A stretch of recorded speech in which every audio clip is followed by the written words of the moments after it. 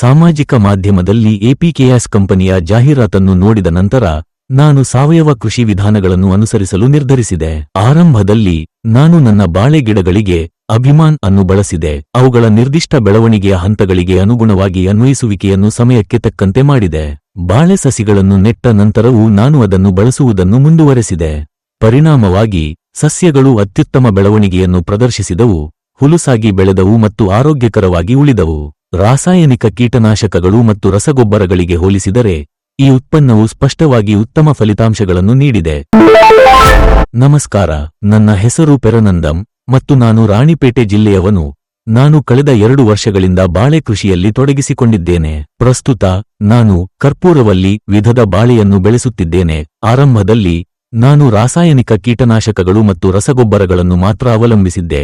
ಆದಾಗ್ಯೂ ಒಂದು ದಿನ ಸಾಮಾಜಿಕ ಮಾಧ್ಯಮದಲ್ಲಿ ಎಪಿಕೆಎಸ್ ಕಂಪನಿಯ ಜಾಹೀರಾತನ್ನು ನೋಡಿದ ನಂತರ ನಾನು ಗೇರ್ ಬದಲಾಯಿಸಲು ಮತ್ತು ಸಾವಯವ ಕೃಷಿ ವಿಧಾನಗಳನ್ನು ಪ್ರಯೋಗಿಸಲು ನಿರ್ಧರಿಸಿದೆ.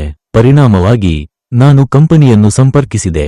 ಅವರು ಶಿಫಾರಸು ಮಾಡಿದ ಉತ್ಪನ್ನಗಳನ್ನು ಖರೀದಿಸಿದೆ ಮತ್ತು ಅವುಗಳನ್ನು ಬಳಸಲು ಪ್ರಾರಂಭಿಸಿದೆ.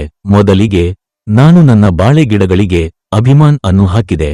ಅವುಗಳ ನಿರ್ದಿಷ್ಟ ಬೆಳವಣಿಗೆಯ ಹಂತಗಳಿಗೆ ಅನುಗುಣವಾಗಿ ಬಳಸುವಿಕೆಯನ್ನು ಎಚ್ಚರಿಕೆಯಿಂದ ಸಮಯಕ್ಕೆ ತಕ್ಕಂತೆ ನೀಡಿದೆ. ಬಾಳೆ ಸಸಿಗಳನ್ನು ನೆಟ್ಟ ನಂತರವೂ ನಾನು ಅದನ್ನು ಹಾಕುವುದನ್ನು ಮುಂದುವರೆಸಿದೆ. ಪರಿಣಾಮವಾಗಿ ಸಸ್ಯಗಳು ಅಸಾಧಾರಣವಾಗಿ ಬೆಳೆದವು. ಅವು ಬಲವಾದ ಟಿಲ್ಲರ್ಗಳನ್ನು ಉತ್ಪಾದಿಸಿದವು, ಸೊಂಪಾದ ಎಲೆಗಳಿಂದ ಸಮೃದ್ಧವಾಗಿದ್ದವು ಮತ್ತು ದೃಢವಾಗಿ ಆರೋಗ್ಯಕರವಾಗಿದ್ದವು.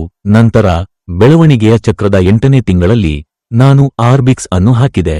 ಇದು ಅತ್ಯುತ್ತಮ ಗೊನೆ ರಚನೆಗೆ ಅನುಕೂಲವಾಯಿತು ಮತ್ತು ಬಾಳೆ ಮರಗಳು ಗಮನಾರ್ಹ ಶಕ್ತಿಯೊಂದಿಗೆ ಬೆಳೆದವು.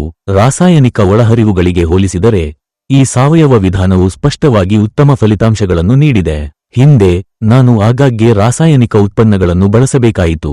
ಆದಾಗ್ಯೂ ಈ ಸಾವಯವ ವಿಧಾನದಿಂದ ಅನ್ವಯಿಸಿದ 2 ತಿಂಗಳ ನಂತರವೂ ಎಲೆಗಳು ಸೊಂಪಾದ ಮತ್ತು ರೋಮಾಂಚಕವಾಗಿರುತ್ತವೆ. ಕರ್ಪೂರವಲ್ಲಿ ವಿಧದ ಸಂದರ್ಭದಲ್ಲಿ ಸಾಮಾನ್ಯವಾಗಿ 10 ತಿಂಗಳೊಳಗೆ ಕೊಯ್ಲು ನಿರೀಕ್ಷಿಸಬಹುದು. ಗೊನೆಗಳ ತೂಕ 8 ರಿಂದ 10 ಕಿಲೋಗ್ರಾಂಗಳವರೆಗೆ ಇರುತ್ತದೆ.